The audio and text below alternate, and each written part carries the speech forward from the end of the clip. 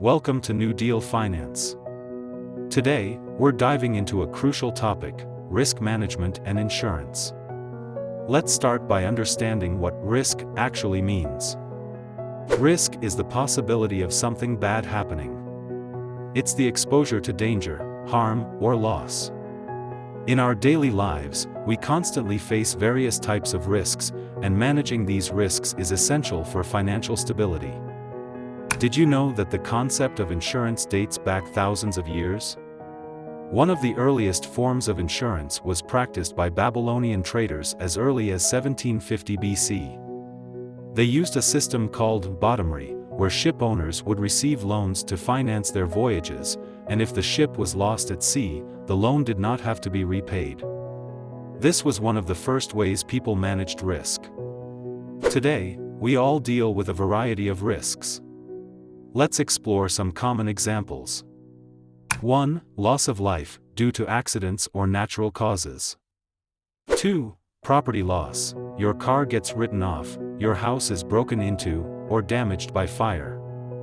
3. Business loss. A farmer losing livestock to lightning, for instance. 4. Loss of income, due to disability or other unforeseen circumstances. These are just a few examples, but risks can come in many forms, both financial and non-financial. Now, let's look at different types of risks in more detail. We have health risks, country-specific risks like changes in exchange rates, market risks where prices fluctuate, and even risks related to inflation, debt, and estate duties. So, how do we manage these risks? The process involves 4 key steps. 1. Identify the risk. Determine what could go wrong. 2. Evaluate the risk. Assess the impact and likelihood of each risk. 3. Decide how to manage the risk. Choose to avoid, transfer, retain, or reduce the risk. 4. Implement the plan and revise it regularly.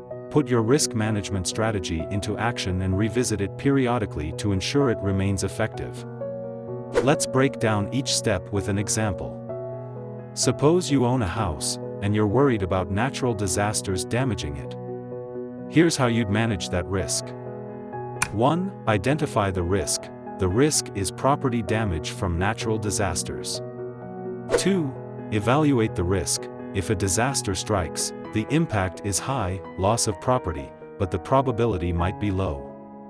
3. Decide how to manage the risk. Because the impact is high, you decide to transfer the risk by getting insurance. 4. Implement the plan. Purchase a homeowner's insurance policy that covers natural disasters. 5. Revise the plan. As your circumstances change, you may need to adjust your coverage. For instance, if you add an extension to your house, you'll need to update your insurance policy. When evaluating risks, consider both impact and probability. For example, high probability, low impact, bearable risk. Low probability, high impact, unbearable risk, transfer it. High probability, high impact, avoid or transfer it. Low probability, low impact, accept it. Let's discuss how to manage risks effectively. There are 4 main strategies. 1. Loss prevention. Take steps to prevent the loss from happening. For example, installing a car tracker. 2. Risk avoidance. Avoid activities that expose you to risk, like bungee jumping if your life insurance doesn't cover it. 3. Risk transfer. Transfer the risk to another party, such as an insurance company. This is ideal for high-impact, low-frequency risks. 4. Risk retention. Accept the risk and budget for it, like accounting for a certain percentage of stock theft in a business. Remember, as your life changes, your risk management needs will change too. For example, when you're single, you might not have many liabilities. But if you get married and have children, you need to consider the risk of losing income for your family due to death or disability. In this case, you might take out life insurance or disability insurance to transfer that risk. Similarly, if you run a business, you might need professional indemnity insurance. But if you decide to wind down your business and start working for someone else, you can cancel that policy as it's no longer needed. It's crucial to continuously reevaluate your insurance needs as your personal and professional situations evolve. In terms of legislation, we have long-term and short-term insurance. Long-term insurance includes life insurance, term insurance, disability insurance, funeral cover, and medical cover. Short-term insurance covers property insurance, vehicle insurance, and other non-life insurances. There are two traps to be wary of: fear and greed. Sometimes, people buy so many insurance policies out of fear that they can hardly afford basic needs. It's important to balance your coverage with your actual needs. On the other hand, greed can lead you to see insurance as a way to get rich, but remember, insurance is designed to restore you to your previous state, not to enrich you. Insurance companies employ skilled actuaries who use statistics and models to ensure they turn a profit. You won't outsmart an insurance company, so focus on using insurance for its intended purpose: protection against significant losses.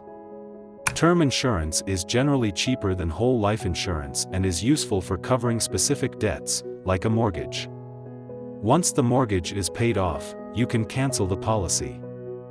Now, let's talk about short-term insurance. This covers short-term needs you might have. For example, travel insurance if you travel overseas and need coverage for medical assistance, motor vehicle insurance, household content insurance, and home structure insurance. If you're facing financial difficulties and have too much debt, you should assess the probability and impact of various events. For instance, house structure insurance is crucial because, although the probability of a house burning down is low, the impact is significant. I experienced this myself when an apartment below mine burned down and caused extensive damage. Thankfully, I had home structure insurance, which covered the loss. On the other hand, content insurance might be less critical. Thieves typically target high-value items like electronics, which is a bearable risk. So, if money is tight, you might skip content insurance. For motor vehicles, comprehensive insurance is necessary if you have a loan. But once the vehicle is paid off and if it's old, you might opt for third-party cover instead of comprehensive cover. This covers you if you cause an accident and damage another vehicle, which is low probability but high impact. It's essential to look at your total financial situation and take calculated risks. There's an important part for insurance in one's life, but don't be driven by fear. Cover high-impact, low-probability situations. If you're in business, various business insurances can be invaluable. Professional indemnity insurance is crucial if you're a professional. If you're in a partnership, life policies on partners or co-directors can ensure continuity if one partner dies. Business insurance can cover internal theft and industry-specific risks. Thank you for listening. If you found value in this video, please hit the like button and subscribe to this channel.